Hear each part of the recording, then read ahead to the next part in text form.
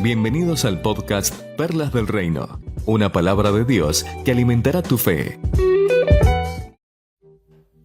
Si hay algo que es muy rico, son las frutas.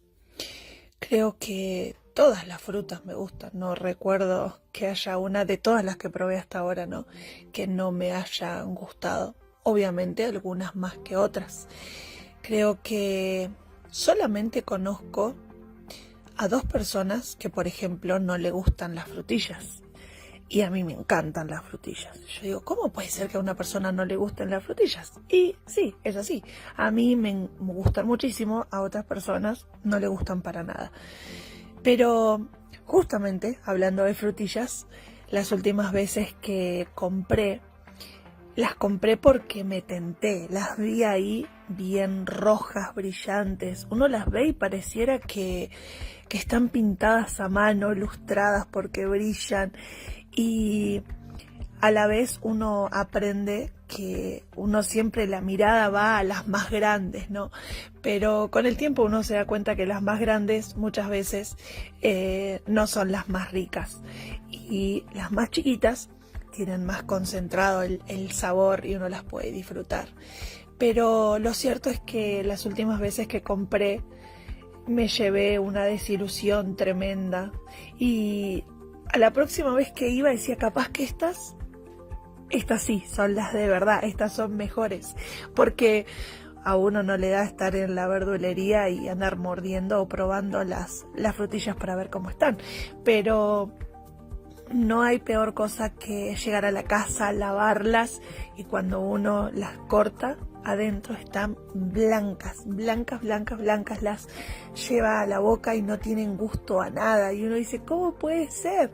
Se veía tan linda, Y lo mismo sucede con los tomates, por ejemplo. Uno los ve tan rojos y resulta que cuando llega a la casa y quiere hacer una ensalada, adentro están blancos, están casi sin color, duros, las naranjas.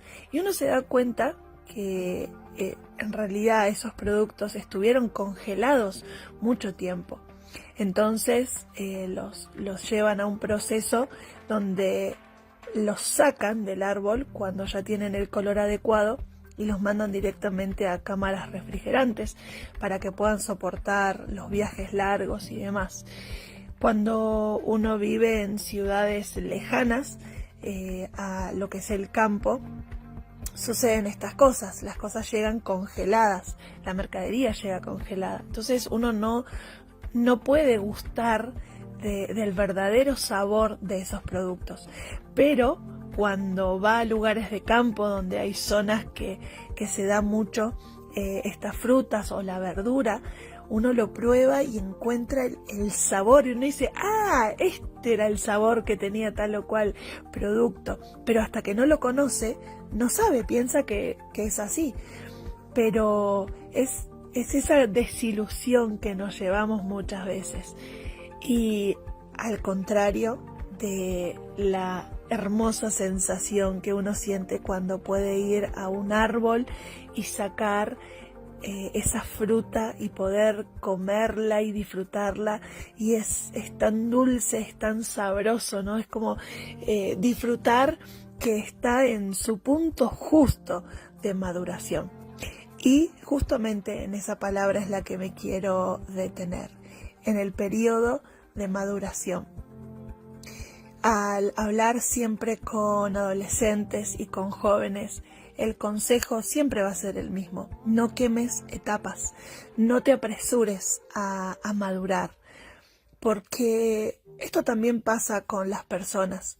Hay gente que la vemos y parece que ya está madura, pero cuando entramos a conocerlos o cuando los escuchamos o cuando vemos sus reacciones, nos damos cuenta que en realidad su proceso de maduración fue cortado, porque no hay frutos de lo que debería ser, ¿no es cierto?